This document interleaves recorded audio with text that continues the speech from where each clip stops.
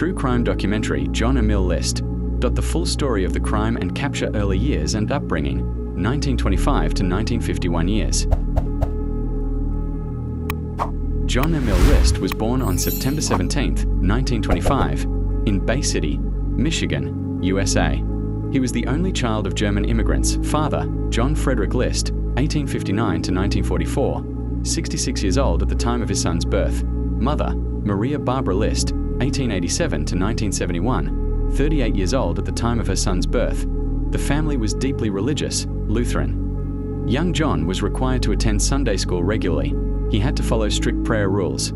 According to List himself, he was sexually abused by a pastor as a child. Military service and education. 1943. Drafted into the US Navy, rose to the rank of second lieutenant, did not participate in combat. 1946. Discharged from service, enrolled at the University of Michigan. 1951. Graduated with a bachelor's degree in accounting. Personal life and career. November 1950. Drafted again due to the escalation of the Korean War. At Fort Eustis, Virginia, he met Helen Morris Taylor, the widow of an infantry officer who died in Korea, December 1, 1951. Married Helen in Baltimore, Maryland. The family moved to Northern California. The Army recognized List's accounting skills and transferred him to the Finance Corps. After his service, 1952, he worked at an accounting firm in Detroit, then as an auditor at a paper company in Kalamazoo. Children with Helen Patricia Morris, born 1955. John Frederick, born 1956. Frederick Michael, born 1958. Later, the family moved to Westfield, New Jersey, and settled in a 19-room Victorian mansion at 431 Hillside Avenue. John's mother, Alma, lived with the family. Financial problems and motives for the crime. By 1971, List faced serious difficulties, lost his job at a Jersey City bank. He was vice president and controller, owed more than $11,000 in bank loans. Learned about his wife's infidelity. According to him, she had been cheating since 1953. Believed the family had strayed from religious principles. List claimed he decided to save the souls of his loved ones by killing them. The murders, November 9, 1971. Weapons: a 9mm semi-automatic Steyr M1912 pistol, kept from his military service. A .22 caliber revolver, inherited from his father. Timeline of events: drove his children to school in the morning, returned home and shot his wife Helen, 47 years old, in the back of the head. Shot his mother Alma, 84 years old, in the forehead. Waited for his daughter Patricia, 16 years old, and younger son Frederick, 13 years old, to return from school, then shot both in the back of the head. Had lunch, then went to the bank to close the family accounts and his mother's account. Attended a rugby match where his older son John Frederick, 15 years old, was playing. After the game, drove his son home and shot him, shots to the chest, heart, and head. After the game, drove his son home and shot him, shots to the chest, heart, and head. Moved the bodies of his wife and children to the ballroom of the mansion, left his mother's body in the attic, wrote a 5-page letter to the priest and police, explaining his motives and asking for forgiveness, left it on his desk, took measures to delay the discovery of the bodies.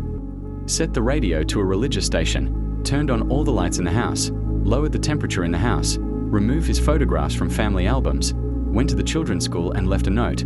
The children would be away for a month visiting their sick grandmother in North Carolina, stopped mail, newspaper, and milk deliveries.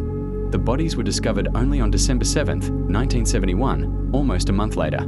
Thanks to vigilant neighbors who noticed the constant lights in the house.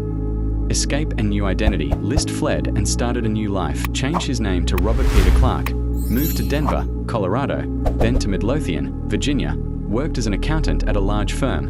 In 1985, married Dolores Miller. They divorced in 1989. Capture, 1989. May the 21st, 1989. List's case was featured on the TV show America's Most Wanted. An aged portrait created by forensic artist Frank Bender was shown. June 1st, 1989. Arrested in Midlothian, Virginia.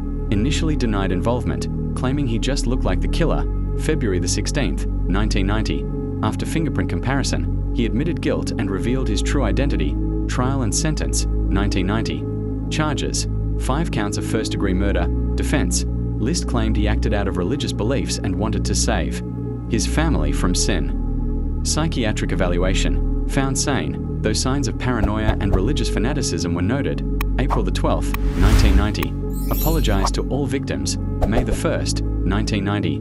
sentenced to 5 life terms plus 18 years and 5 months in prison, later years and death, served his sentence in a New Jersey state prison. In prison, he showed no remorse but also displayed no aggression. March 21, 2008, died of pneumonia complications at age 82 in St. Francis Medical Center, Trenton, New Jersey, buried next to his mother at St. Lorenz Lutheran Cemetery, Frankenmuth, Michigan. Cultural impact. List story became the basis for documentaries and episodes of America's Most Wanted, the feature film Judgment Day, The John List Story, 1993. Partially inspired the creators of The Stepfather, 1987. His case is studied in criminology courses as an example of a carefully planned mass murder, long-term successful evasion of justice, the influence of religious beliefs on a criminal's motivation.